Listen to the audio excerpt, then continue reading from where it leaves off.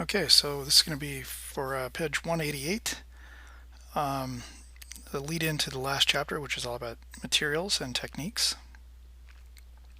So you might recognize this little sketch if you're a follower of my YouTube channel. This is a little ship that I did with Copic markers, and it was on my YouTube channel with no audio. And it was also playing much faster. So I've slowed it down much closer to the real-time speed, and am recording some audio to go with it.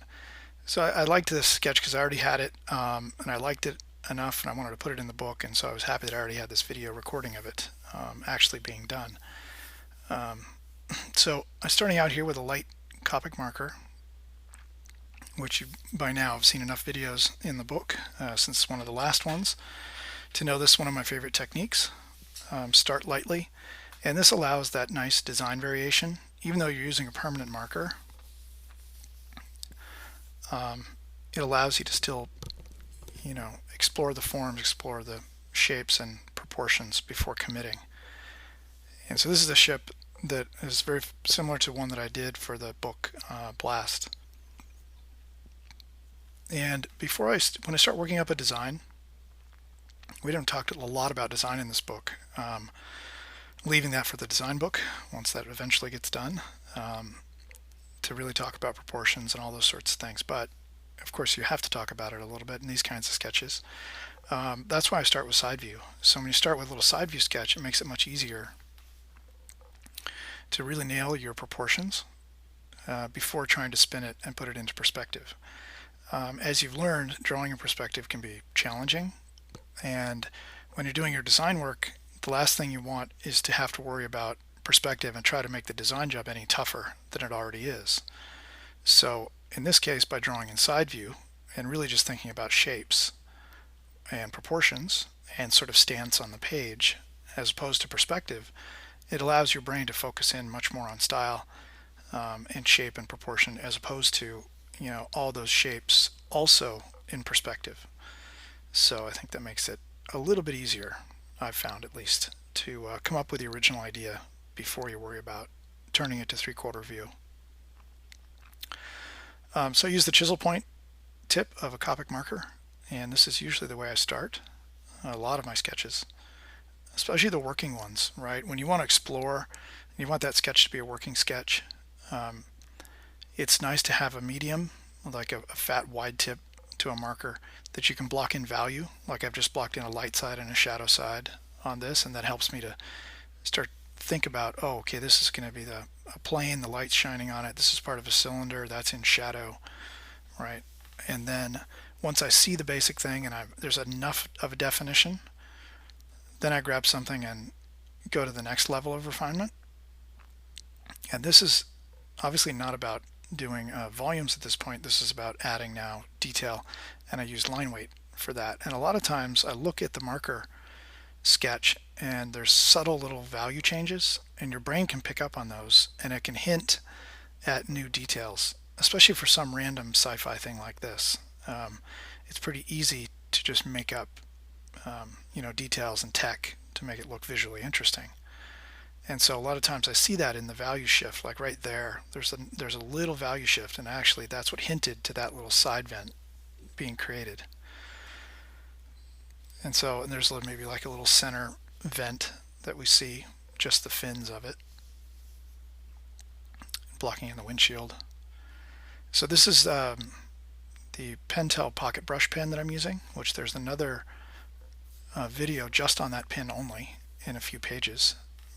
But this is just a little lead in to this final chapter. So there's a couple more little details. You can see with this brush pen you have to use a very light touch if you want to have a thin line, and then of course the thicker ones a bit more pressure. So literally is like doing a sketch with a brush, which is great to learn and improve your draftsmanship, because one, you have to think ahead because you get a completely black line every time you touch the page, and also to draw with a thin line requires that light touch, and that will quickly improve your draftsmanship. So it's a fairly unforgiving pen. It's a difficult one to use, but if you can stick with it, it can help you improve those skills. So I'm adding details around it. Of course, the small little light cut lines are the hardest, which I was just talking about. And this is going to lead us, I think it's second to last video maybe, as far as demos go for the book. We hope you have enjoyed the book. Of course, you could be watching this out of order. Go to the good stuff at the end first. But not that this is any better, but it's just that it's obviously a little more fun than the tedious things you have to learn to understand how to do these sort of drawings. But be sure to upgrade your app and check back to the links page on our website for new added content.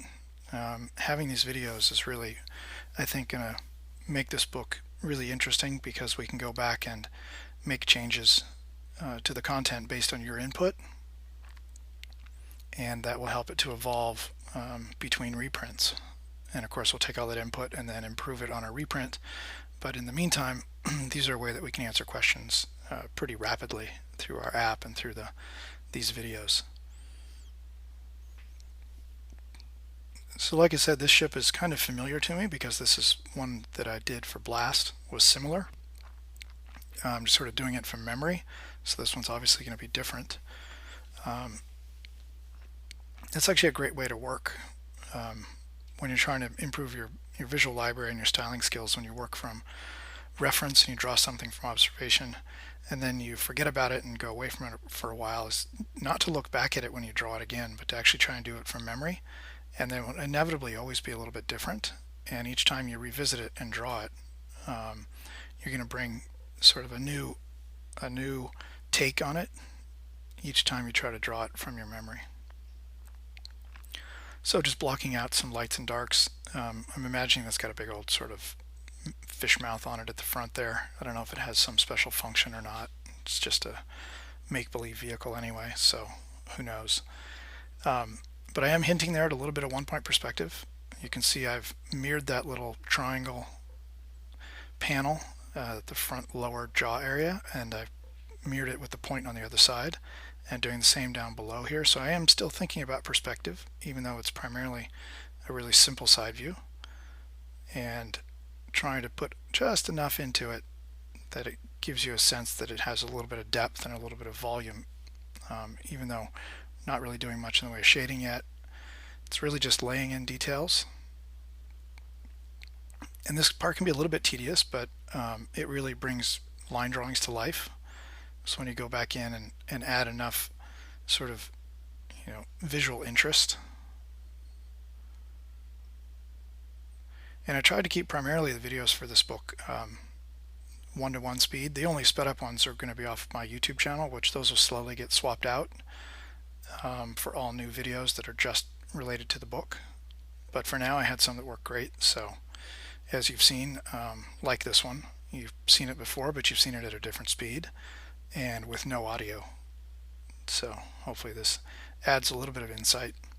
So with all my ships or vehicles in general, there's some basic ideas that always come back. And it doesn't really matter if it has wheels or it flies, but there's this idea of about packaging and that it carries people usually. And so there's a spot where you have a cockpit or some control center, and then it has to move through space, through whether it's an atmosphere or drives along a street.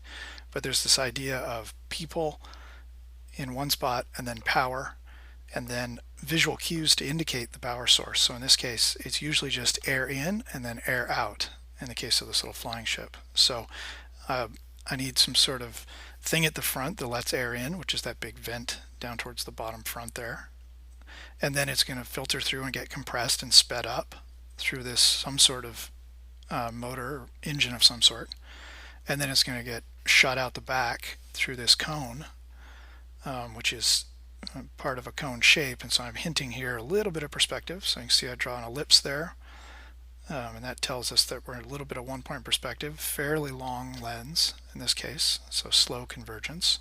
So that's a fairly thin degree ellipse. And then I'm detailing out that engine cone. and just a few strokes, right? There's enough visual sort of indication there of something going on to make it interesting. And then there's the cone shape, help bring the airflow back together after it's accelerated. And that's the basic idea. And then when it's moving through an atmosphere or space, not necessarily space, but definitely through atmosphere, we need some control surfaces. So there's a couple little wings sticking off the sides there at the bottom, and even this thing across the back, this triangle at the end, and what I just added right there might be an air brake, for instance. So little hinges that could poke out on the side when it's trying to slow down very quickly. Maybe a little side marker or a little notation like you see a lot on fighter jets there. You know, little danger stamps and all sorts of military graphics are really fun things to add. Okay, so now that I've got the basic block out done, I'm going to come back, add a little bit more marker work, and we're down into the last like 4 minutes of this demo. And so what I do is, this is really about the local value of something. And what I mean by that is, let's say it was a white ship. We could have a white ship, and then we could have panels or areas of it that are painted a darker gray. And so really not worrying about where the light's coming from, right? Because the light's coming from above, but here I am on the very top making it darker. So the reason it's darker is it's actually painted a darker value. So these could be actually different value panels, right? So think if it's a white chip and these are middle gray. Then on top of that, you also have the cast shadows, and they sort of do the same thing. That's why a lot of times you'll hear people talk about shadow graphics, and those are the graphic shapes that shadows make. And you hear a lot about local value or local color, and that's the actual painted surface, if it's a darker gray or a lighter gray in this case. And so you have to sort of think about both of those. They sort of do the same thing, which is they make interesting value shapes or changes across the surface, and that makes the surface look like it has dimension. And from a distance, to be honest, you don't know if a hole is actually really a hole on the side of a, say, white panel, or if it's actually a painted, dark shape. Could be a graphic, could be a hole. From a distance, it doesn't really matter. So that's what that pass was about. So a little bit of local value changing, like the fins across the top are darker, and then also some cast shadows. So I was rendering form and doing a little bit of local value shifting. Now starting to render a little bit more form, so I'm thinking about the side of this ship as being vertical. So wherever I have a vertical surface, I make it the same value. So the vertical on the side of the little cockpit up there is the same as the side value. Now obviously this is leading into a bit more rendering, which is our next book we're working on, How to Render, but I thought it was a fun sketch. So obviously it's primarily drawing. It's been almost entirely drawing with the brush pen and drawing with a marker, and only this last 3 minutes or so is going to be just a touch of rendering to give it a bit more volume. So here I picked a darker marker. Remember that when you work with markers, you can only go darker, so you got to kind of sneak up on that marker work. Looks like I'm deciding to do this as a local value shift, which means those panels are actually painted a darker value. So wherever I have my cast shadows on there, I just go back and I wash over it with this darker value, even on the light side. And that helps your brain to know that those are painted as opposed to changing value because of lighting. Then you usually have to pick a darker marker and come back and hit the cast shadows and do all your shading again. So first you darken down the light side, then you come back and drop in your modeling, right, your rendering of the surface again. So here I'm going to glaze back over that cast shadow and the core shadow.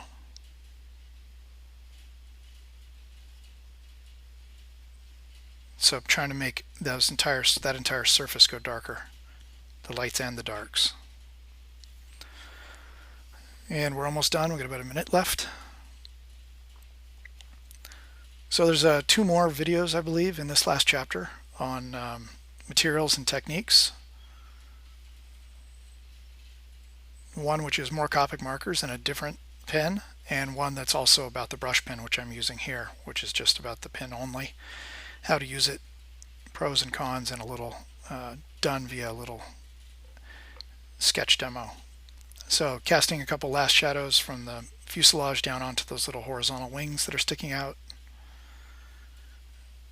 And that about wraps it up. So it probably was about a 15-minute sketch, 16 minutes. I don't exactly know what the slowdown speed is, because I couldn't find my original. So I went back to the sped up one off YouTube and slowed it down. And there you have it, the final little sketch.